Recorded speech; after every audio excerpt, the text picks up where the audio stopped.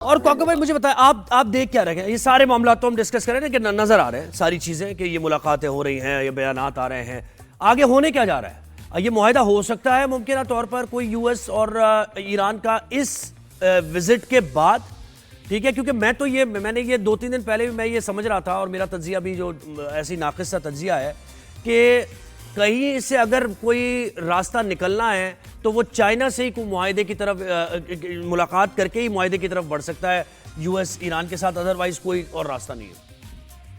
वजह फरमाया आपने। देखिए, अभी जैसे मैंने चंद लम्हे पहले कहा कि पाकिस्तान सालिस बन सकता है, जामिन नहीं। अगर कोई जामिन बन सकता है तो वो चाइना है। चाइना ऐसा मुल्क है कि जो जिस पे कम से कम ईरान को ये होगा कि अगर चाइना ने इस दरमियान में पड़ के कोई बात की तो फिर अमेरिका भी उससे फिर हट नहीं सकेगा। इसलिए यकीनी तौर पर दुनिया में अगर इस वक्त कोई मुल्क जामिन का किरदार अदा कर सकता है तो वो रास्ता चाइना से निकल सकता है। बिल्कुल दुरुस्त कहा आपने।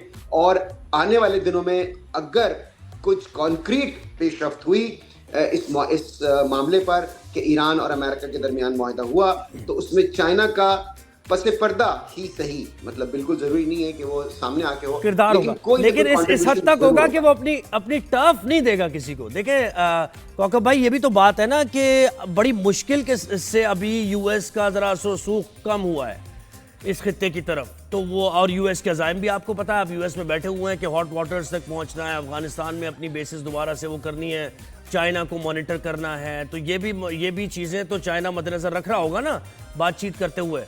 तो वो जो हेजमनी की जंग है वो तो अपनी जगह मौजूद है चाइना और यूएस के दरमियान। एब्सोल्युटली, बिल्कुल है। लेकिन एक दिलचस्प बात यह है कि जैसे जो माजी में जो सुपर पावर्स के दरमियान जंग थी, जैसे कि यूएसएसआर यूएसए, वो जीरो सम गेम था, यानी दोनों एक दूसरे को नुकसान पहुंचाने के दर पे थे। अमेरिका और चीन की जो रिलेशनशिप है बहुत ही पिक्यूलियर है।